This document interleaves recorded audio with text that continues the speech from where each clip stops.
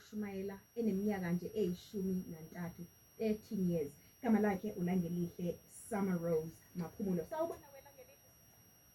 Sawubona sesiboniswa, ngiyabingelela egameni likaJesu. Amen. Saze sathokoza ukuthi sibe nawe namhlanje kumsakazo Ukhozi FM. Ubani uLangelihle sisi, awusilandisa indaba yakho naku siyezwa ukuthi uqale ukushumayela una13. Uza kanjani lokho, ukhonza kuphi, ukhulele kuphi, abazali bakukhulisa kanjani ukuthi ube umntwana okwazi ukuthi ashumayele izwi esemncane kangaka? Ngiyabonga. Njengoba usesiboniso beseshilo, igama lami nginguLangelihle wakamaphumulo Isibongo, ngina 18 years. Ngiyambonga ke uJesu osangibambele ubusha bami nempilo yami. uLangelihle ngikhulele endaweni yaseNanda eMzinyathi egameni likaJesu. Ngiyafunda lapha ya eMqhawe High School. Ibandla engikulona Amatshe Evangeli Ministries eliphethwe ubaba uMongameli noma Mongameli uMatekwane egameni likaJesu. Ukhula kanjani ekhaya, kuza kanjani ukuthi umntwana oneminyaka ewu13 aqala ashumayele njengoba usuna 18 nje namanje usesingasho sithi uvuthiwe ekwazini ukuthi ume phambi kwabantu ushumayele izwi likaNkulunkulu? Kuze kanjani lokho? Ngaba bokusonto isikole lapho khona ukwazi ukuthi ushumayele mhlawumbe kontanga yakho, uqale kanjani? So uqala kwami ukushumayela ngiqale ngikhuliswe abazali ubaba nomama Maphumulo abebekholwa besindisiwe. So ngikhula kumndeni la kwaziswa kakhona kakhulu uJesu ukuthi umuntu angeke azaphile noma akwazi ukuphila uJesu engekho. So ngikhule ebuncaneni bami ngiyaqala ukuhlakanipha, abazali bami bayakholwa, basindisiwe, basihambisa enkonzweni, umuntu uhamba uSunday school, ngiyafundiswa ngezwi. Kodwa kube ukuthi ngiyahamba ngoba abazali bami bayaya, ayikho into engizoyenza. Kodwa kwafika isikhathi la khona ngizithathela khona mina isinqumo sokuzamukelela uJesu, ngoba lento yokwamukela uJesu iphakathi komuntu noNkulunkulu. Hayi ngoba nakho umzali uyakholwa ukusho ukuthi nami sengiyakholwa, kodwa indaba iphakathi kwami noJesu. So uqala ukushumayela kuqale ebandleni ebengikulona ukuthi ngithe ngisindise ngina 12 years old. Kodwa uma sengisindisiwe kwaba negroup la singena khona samantombazane, kukhona umama osifundisayo ukuthi uma uyintombazane uyazilonda uphile ngezwi likaNkulunkulu. Ingakho lithi izwi likaNkulunkulu insizwa yakuyihlanza kanjani indlela yayo kodwa ngokuqaphela kwezwi likaNkulunkulu. So nami ngiyafundiswa, siyakhuliswa ngokumazisa uKristu. Kule group sifaka izwi, umuntu nomuntu anikezwe ithuba yokuthi shumayela ngomzuzu ethile, fakaza ngemzuzu ethile. So kuba ukuthi lento iyakhula enhlizweni yami, ngiyayizwa, ngiyayithanda, iyakhula kimi ngoba ukuze nokukholwa ukuzwe, ubone ngathi abantu abasha abakuthanda esikhathini samanje, kubiza ukuthi uzidele. Nami ngazidela lento kaKristu, ngayizwe engathi ngiyayithanda imihla ngemihla. So uqala ukushumayela aqale lapho, then mase kuba ukuthi umama ebesifundisa egroupini le yamantombazane, kuba ukuthi useyangibiza ukuthi ngizoshumayela ebandleni. Yila kwaqala khona ukushumayela kwami egameni likaJesu. Khulisa umntwana ngendlela yakuba ngeyakhe, kuyakuthi lapho esekhulile angasuki kuyo. Nangu uLangelihle namhlanje sitshela ukuthi ukhule khona vele ebandleni, umama nobaba bemhambisa ebandleni, kodwa kwafika isikhathi lapho khona seyitholela yena uJesu. Yaqala lento kaKristu yakhula ngaphakathi kuyena, wayizwa eyithanda. Ngithanda kakhulu indaba yakhe esizokhuluma naye futhi siqhubeke mlalelo Ukhozi FM. Igama lakhe uLangelihle Maphumulo, umuntu omusha oneminyaka ewu18 nje kuphela, kodwa uyamuzwa indlela akhuluma ngayo ukuthi ngempela kade ekuyona lento kaJesu, kade ekuyona lento yokushumayela ivangeli. Isikhathi sami njengamanje sithi 22 minutes after 8. Ngifuna ukuthi ngidlulise idolo bese siyabuya siqhubeka nengxoxo yethu. Nawe-ke lapha ey'nkundleni zokuxhumana ungawazi ukuthi uhlanganyele kanye nathi kule ngxoxo yethu. Ukhozi FM uzoba nekusasa eliqhakaze ngendlela eyisimanga, kodwa futhi uNkulunkulu umgcinele ikusasa lakhe. Langelihle, sengifuna ukuthi sibuye la sibheke manje sithi ukuthi mangabe ushumayela usawumntwana omncane kangaka, kuyaye kuhambe kanjani ukulungiselela kwakho, ulungiselela kanjani ngoba ngiyeza ukuthi ukwazi ukuthi ushumayele kontanga yakho uphinde ushumayele nakebandleni kubantu abadala. Mhlawumbe uma ungabe usilandise nje ukuthi yiziphi izinto oziqaphelayo uma ngabe uzohamba uyoshumayela. Ngiyabonga ithuba. Akaze-ke kwabalula ukushumayela phambi kwabantwana bakaNkulunkulu ngoba kubiza ukuthi ume kubo uyihlelile even kwele kamoya uhlambulukile. Yebo. So ama-challenges engasho ukuthi engihlangabene nawo kakhulu ile ukuthi ngimncane kodwa ngizothini phambi kwabantu abadala. Fanele ngime ngishumayele into engiyishumayelayo, fanele nohleli phansi ayizwe, ahlabeke inhliziyo aphenduke noma kuthiwa izona ezingakanani ade ezenza.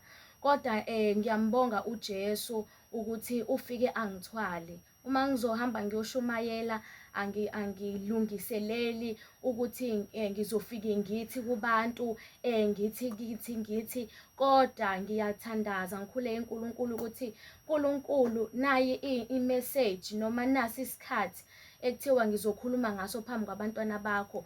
Ngicela uqale ukhulume kimina ukuthi ufuna ngithini phambi kwabantwana bakho.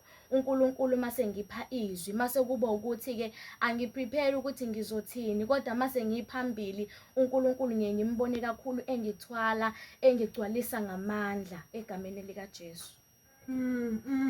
Kubaluleke kakhulu lokho okushoyo ukuthi ngempela sike ukuthi iphakama moya engcwele kungaphakami wena nje kuphela, kepha kuphakame uNkulunkulu ngezwi lakhe kubantwana bakhe. Amen. Siyabonga ukuthi sibuze lokho langelihle usamncane kangaka kodwa uyakwazi ukuthi uqonde lokho.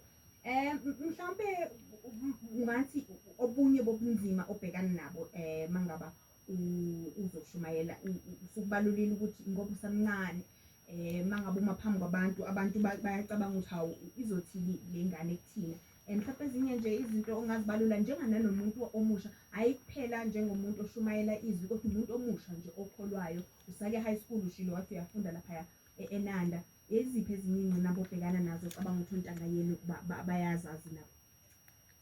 Ngicabanga ukuthi ezinye izingqinamba umuntu abhekana nazo kakhulu, into engaba inkinga ukuthi ungashumayeli ngezwi likaNkulunkulu indlela osuke uphila ngayo, ngoba abantu bayakubona. Ingakho lithi izwi likaNkulunkulu bheka sinefu lofakazi lisihaqile.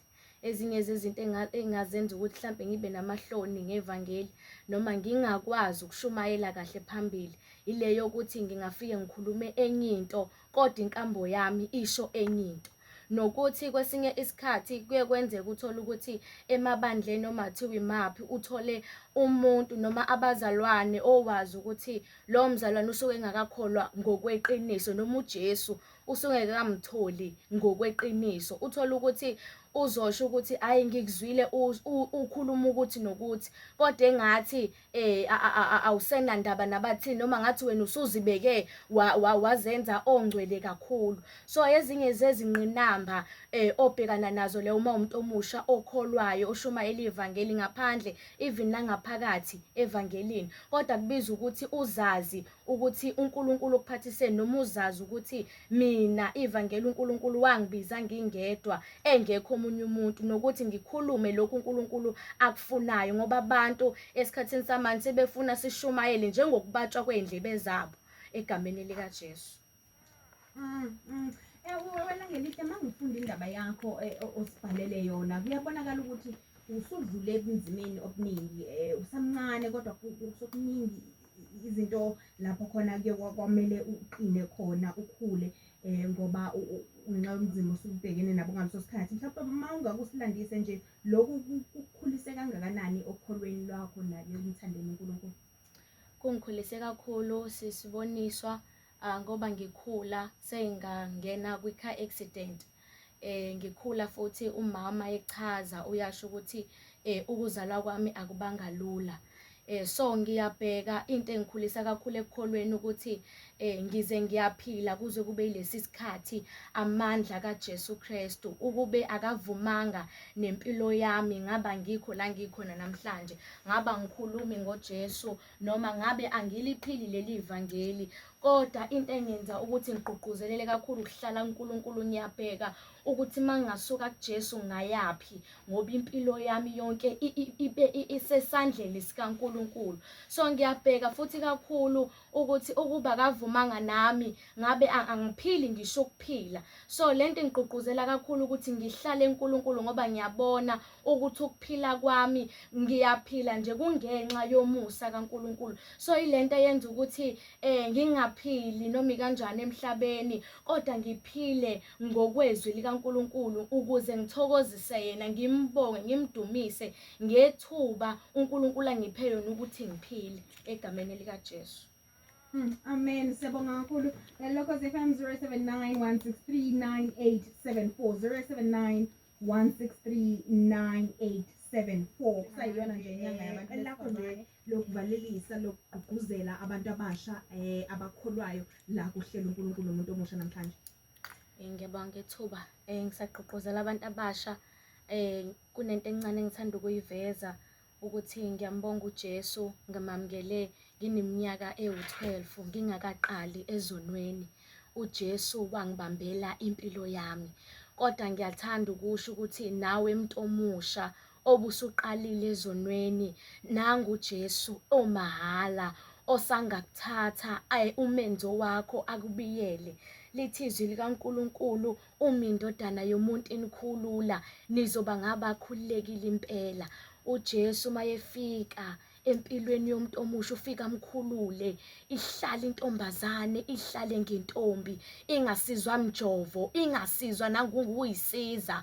Ngoba esikhathini samanje abantu abasha bathi bayezintombi kodwa abahleli ngemjovo, kodwa abahleli ngokusiza. Kodwa uJesu ngezwi lakhe lilodwa uyahlala uzibambile, uzilondile. Ngiyathanda ukukhuthaza nabantu abasha ukuthi asebekholwa ukuthi kunendlela ebonakala iyinhle kanti isiphetho sayo sikufa. Esikhathini samanje kugcwele kakhulu igeneration ethanda izono, ethanda ukubusa noma injabulo yasemhlabeni. Kodwa even noma usutholile lo musa wokumamukela uJesu, hlala kuJesu umuntu omusha, ungabusasuka. Hlala kuJesu uzithokozise ngaye, wenze intando yakhe, ngoba lithi izwi likaNkulunkulu, bonke abamukelayo wabapha amandla bokubizwa kuthiwa bangabantwana bakaNkulunkulu. Ngithanda ukugqugquzela nabangakakholwa ukuthi kulesi sono somjolo, kulesi sono sobufebe, kulesi sono sokuphuza,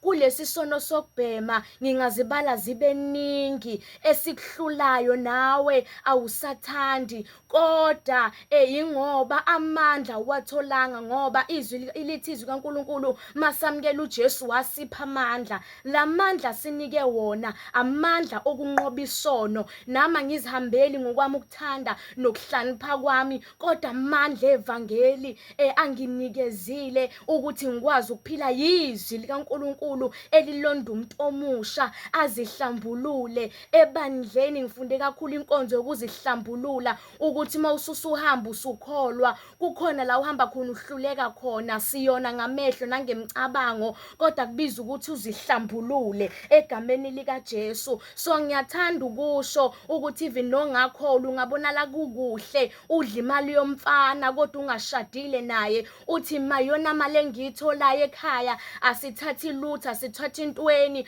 Kodwa if uza kuJesu, uJesu uyakukhulula. Ngicela ukushare ubufakazi ukuthi mina if into engingenayo ngiyathandaza ngithi, uNkulunkulu, iketi noma ingubo zami sezingiphelele, ngicela ungiphe. uNkulunkulu aqhamuka usizo. Kube khona umzalwane ozonginikelela, ngingakaze ngiye kwi-boyfriend ngiyomcela ukudla, ngingakaze ngiye kwi-boyfriend ukuyomcela ingubo. Kodwa if ngiya kuJesu, ngoba lithe izwi likaNkulunkulu, babheka kuye phezulu, bakhanya ubuso babo abusoze bajabha. Ngoba ngiyazi ukuthi into noma kuthiwa ngiswele kangakanani, kodwa if usizo lami linguJesu, ngifike ngithole usizo. So ngiyathanda ukusho ukuthi nangu uJesu okhululana ezonweni, akakubalela amacala nawe osuwenza iphutha. Nangu uJesu okhululanayo. Amen.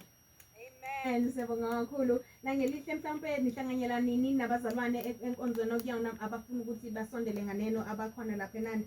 Siyahlanganyela eNanda laphaya eMatabetulo, abanye idume kakhulu ngokuthi iseMpophomeni. Siyahlanganyela ngamasonto ngo-9:30. Inamba engingayishiya esitholakala kuyona 076 525 3321. Siyabonga kakhulu, uNkulunkulu nje agcine njalo. Siyabonga bekumnandi ukuthi sibe nawe namhlanje kuhlela uNkulunkulu umuntu omusha.